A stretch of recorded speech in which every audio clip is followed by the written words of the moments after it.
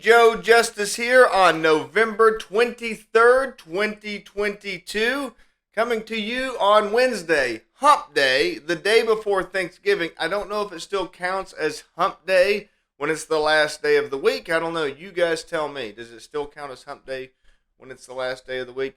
Hey, did you know I only know 25 letters in the alphabet? Yeah, I don't know why. All right, so today, in preparation for Thanksgiving, tomorrow, one of my favorite times of the year, of course, what's so wonderful about Thanksgiving? First and foremost, it ushers in the holiday season, which is always fun, especially when you have little kids and they start getting really excited about Santa Claus and jingle bells and all the ho-ho-ho stuff. Actually, kind of interesting this year, my oldest, he is 9, and he's beginning to ask me, he says, Daddy, I think Santa's really just the parents. Uh-oh.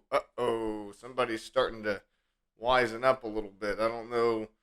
I told him, I don't know.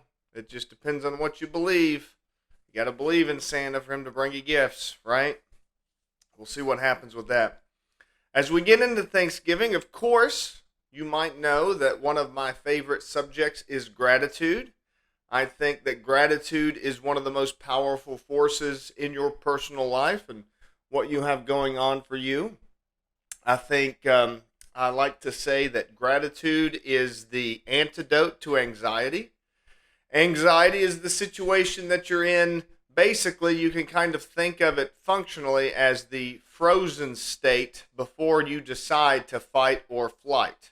So if you want to think about it conceptually, if you're presented with let's say you're out in the bush and a lion jumps out, or actually, let's step back from that. That's not right exactly. Let's say you're out on the savannah and you hear a bush rattling. Now, that could be just another animal, that could be a rabbit, it could be a cat, it could be, something like that, or it could be a lion about ready to jump out. So you see the bush rattling and you freeze because something unknown's about to happen that might be dangerous.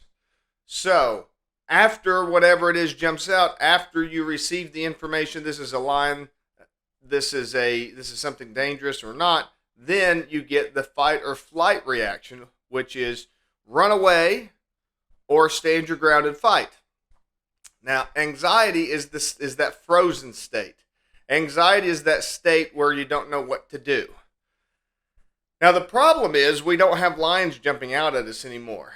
But we do have lots of things that are unknown. So the problems that we deal with today are things like, do I have enough money to pay the electric bill? Am I going to lose my job? Do I have cancer? Are my parents okay? Are my kids okay? Are my kids doing well at school? Do we need to buy a tutor? Can I afford a tutor?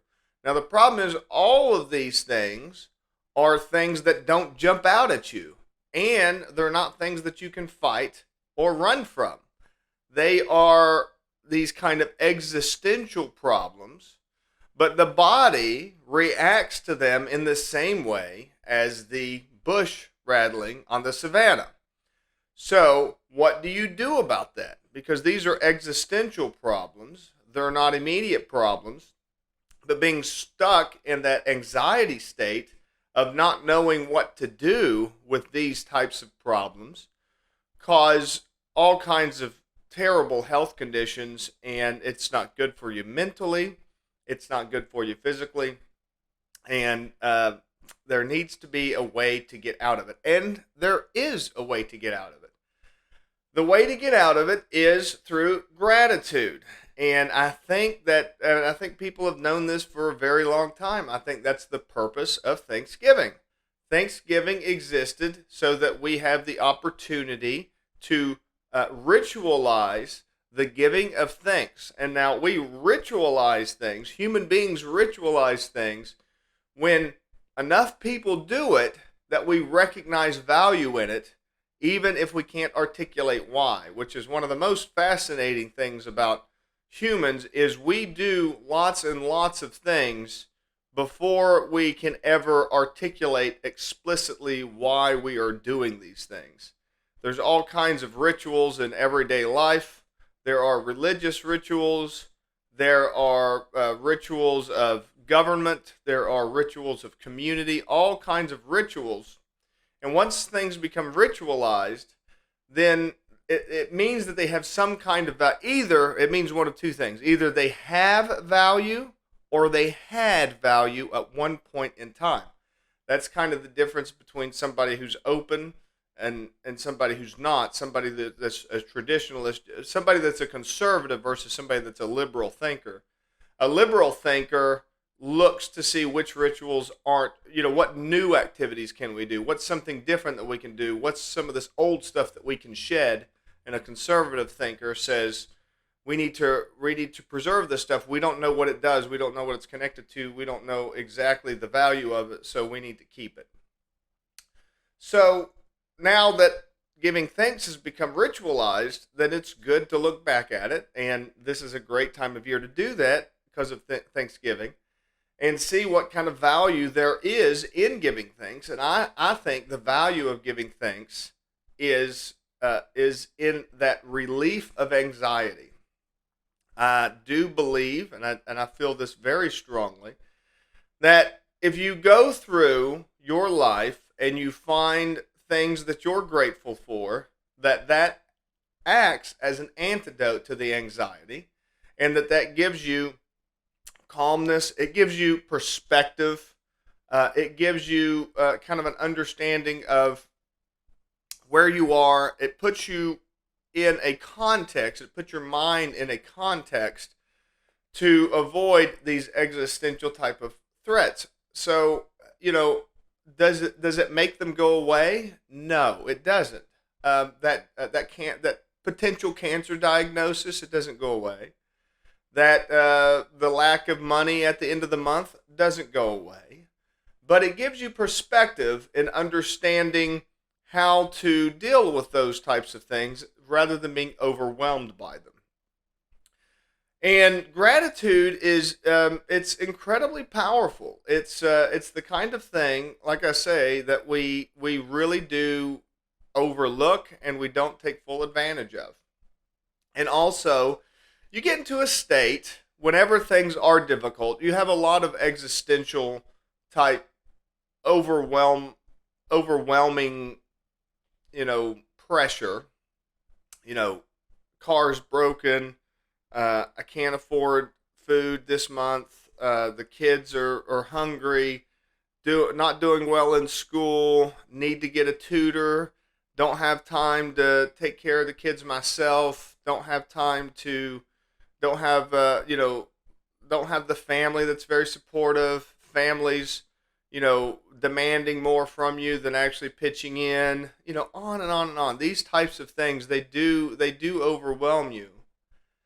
But they give you perspective. The gratitude gives you perspective on the things that you can control and the things that you can take control of. So just an idea of some things that you can be grateful for. First of all, one thing that I really do believe is you should be thankful that you live in the United States of America in the year 2022. Yes, I believe that you should be grateful for your country. I am patriotic in that way, and I'm not going to apologize for it. You should also be thankful that it's 2022. There's so many things that are available today that just didn't exist. I mean, just think about Google.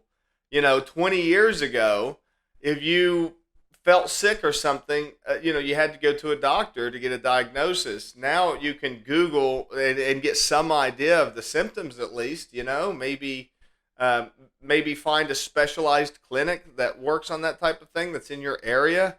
I mean, like I say, 20 years ago, if you had some kind of a strange ailment or something that nobody in your general area had dealt with, then, you might have to go to a dozen different clinics just to find what it might be.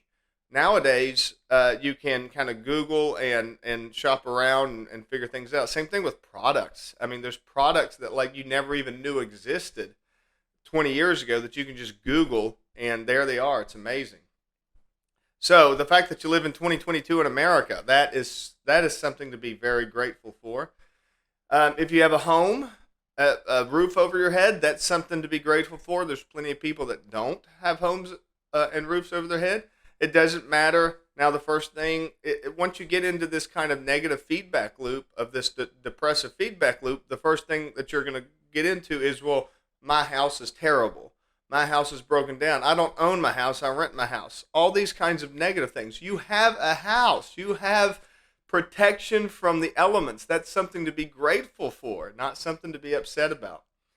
You have your favorite possessions, the things that you love, maybe sentimental items that were given to you by your grandma, your grandpa, maybe your mom or dad, an uncle before they passed away, something like that. Those are things to be grateful for. Recent accomplishments, things that you've done that you're proud of. Those are things to be grateful for. Any fun experiences that you have, things that you can remember. Those are things to be grateful for, things to hold on to, capture, and try to do more of. Nature's free. You can go out and take a nature bath, which is going out, going for a hike, basically. That's free. That's available for you. That's wonderful. And people really love doing that type of stuff. It makes you feel great. So those are just some things that you can be grateful for. And when you sit and think about those things to be grateful for, then you will relieve and alleviate a lot of that anxiety in your life. So the action step for today is to take 3 of those items, write them down, take 3 things that you're grateful for, write them down, and do that every day. And that will help inoculate you against the anxiety that you feel. I hope you found this helpful, and I hope that you do that exercise. I really do. You'll get a lot of benefit out of it. And that is it for me for this week. I hope you guys have a wonderful Thanksgiving.